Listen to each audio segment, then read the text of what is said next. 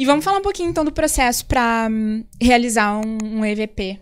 Perfeito. Bom, então é um processo, como eu falei, ele é bem longo, mas vale a pena, né? Eu acho que é uma jornada de muitas descobertas.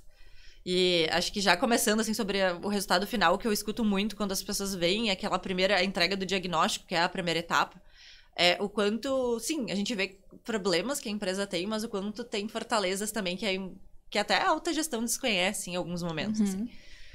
Mas começando na prática, né, todo o processo de construção de um EVP, ele começa com entrevistas em profundidade com os fundadores, né, e nível de C-level do negócio. Por quê? Porque a gente fala muito em construção de posicionamento de marca empregadora, a gente tem um olhar muito aspiracional, né, no sentido de quais são os talentos que eu vou precisar para construir o futuro da empresa que eu tô trabalhando, né, então, que eu tô criando.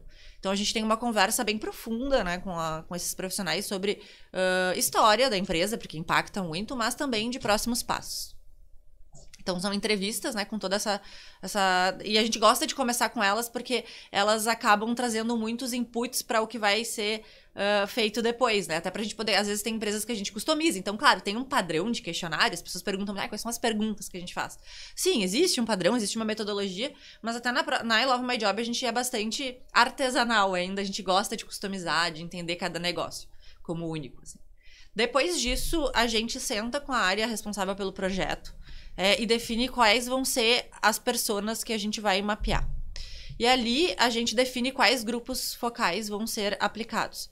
Por quê? Porque para a gente otimizar a metodologia, a gente já divide os grupos de talentos, né, que vão ser entrevistados nesses grupos focais, dentro de um grupo que possibilite eu construir as personas que a gente vai querer trabalhar lá posteriormente numa etapa de planejamento e de ativação. Então, por exemplo, vou dar um exemplo a própria, no caso de uma empresa de tecnologia, como é que a gente costuma dividir? É desenvolvedor, é líder de squad, é área administrativa, é comercial. E aí a gente entende quais são as pessoas que fazem mais sentido para aquele momento e organiza os grupos, né? Então, são grupos que têm em torno de 15 participantes, que são mediados por nós, né? No caso da empresa que opta por uma consultoria. Lá a gente conversa de aspectos que permeiam desde cultura, carreira, liderança, histórias que marcaram o dia a dia daquele colaborador dentro da empresa, as razões que fizeram aquela pessoa escolher a empresa, as razões pelas quais aquela pessoa deixa de aceitar uma proposta de emprego para seguir dentro daquela empresa, e até o que faz aquela pessoa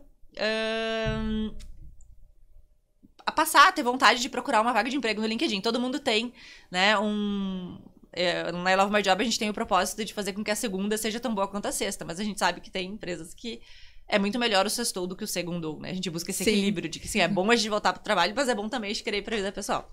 Então, a gente passa por esses temas, né?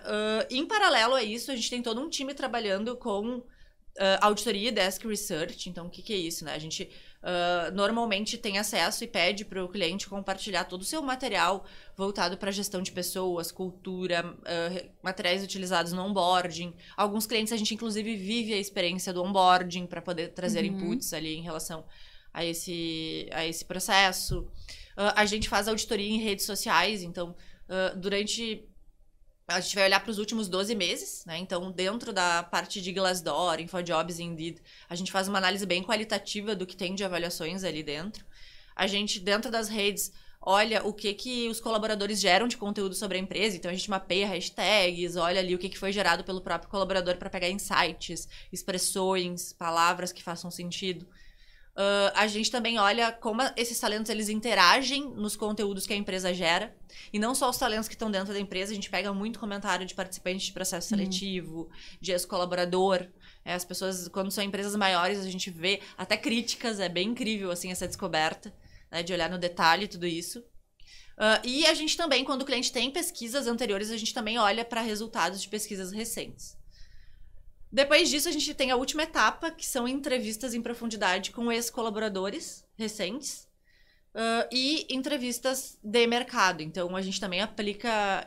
desculpa, esqueci de uma. Entrevistas com ex-colaboradores e as entrevistas com participantes de processos seletivos que não aceitaram a proposta. Então, aquele profissional que fez todo o processo, chegou na hora da carta oferta, disse que não. E além disso, a pesquisa de mercado. Como é que funciona a pesquisa de mercado? É uma pesquisa que a gente realmente conversa com talentos de um determinado nicho. Então, aquela empresa, a maior dificuldade é atrair desenvolvedores Python. A gente vai atrás, né, de 20, 30 desenvolvedores Python da região daquela empresa, ou talvez até fora, para entender como é que aquela empresa, como é que aqueles talentos percebem a empresa do lado de fora. Então, a pesquisa de mercado ela é sempre nichada. A gente não trabalha com pesquisa de mercado geral, assim, de awareness, de marca como um todo, no Brasil, assim. Claro, talvez um projeto especial faça sentido, mas dentro de um processo de EVP a gente olha para públicos críticos. E aí, depois disso, a gente tem todo um consolidado, que é o diagnóstico de marca empregadora, que vai dar muita clareza desses atributos. Tanto o que é positivo, o que a gente deve usar numa proposta de valor, que vai ir para o mercado já.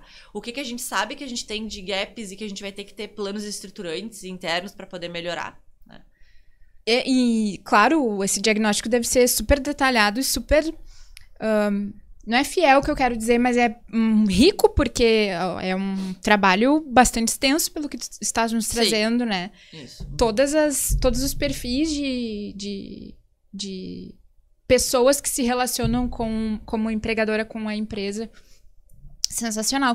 E depois do diagnóstico, então, geralmente, que etapas que vem? Aí a gente normalmente apresenta para o grupo de trabalho o diagnóstico, a gente já apresenta um draft. A gente vai mostrar ali com clareza todos os atributos positivos, negativos, todos aqueles que permeiam a marca empregadora do talento, o que a gente vai levar para o EVP hoje, porque para o EVP vai muito aquilo que é neutro e aquilo que é positivo. Então, a gente faz uma leitura, daí vem o nosso olhar de consultoria, de ver o que é sexy pro mercado, o que vai fazer diferença, qual é o teu diferencial ali no meio, né? O que eu já posso utilizar como narrativa, né? Porque tem coisas que eu não posso levar pra minha narrativa, porque eu coloco o meu teto, né, de vidro, teto de vidro. Sim. Então, assim, a gente tem todo esse olhar. Então, a gente já leva ali um primeiro estudo do que a gente entende que deve ser o EVP, vai pro projeto, pro grupo do projeto, vai pra nível de C-Level, depois disso, nível de C-Level aprovando, por nós são esses os elementos que vão para o EVP, a gente passa ainda por workshops de refinamento. Que aí são 2 workshops, normalmente, com participantes lá dos outros grupos, que voltam e olham para o consolidado, e junto a gente lapida, né, pega mais inputs para conseguir melhorar aquele pilar, ou histórias que devam estar ali tangibilizando, né, a narrativa daquele pilar. Depois disso, a gente consolida o book, né, da marca empregadora. E depois a gente vai para planejamento, que seria como a gente vai ativar, de fato, esse EVP, né, na jornada do candidato e do colaborador. Então, aqui vem uma entrega muito mais em nível de comunicação, marca, né, e ativação de marca. Claro que a gente sempre traz alguns rituais, algo que envolvam outras áreas, mas ali é realmente como é que a gente ajuda isso a ser entendido e assimilado pelos talentos, né, que estão dentro e fora da organização.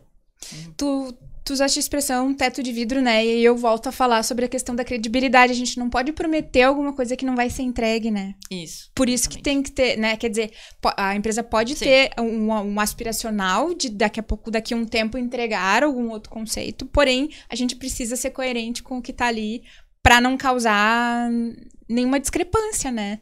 Isso. Não, exatamente. Assim, a gente sabe, normalmente, né? A gente recomenda, quando a gente apresenta um EVP, que ele tenha de 5 a 6 atributos. A gente sempre vai ter 3 ou 4 que são muito reais, que estão ali classificados, né, já como grandes potências dentro da empresa, assim, né. Agora tem 2 que são mais neutros. O que isso significa? Que não tem críticas em relação a eles, mas também não tem grandes elogios, mas que eu identifico que eu posso, né, criar um espaço para ele ali e aquilo vai ser relevante.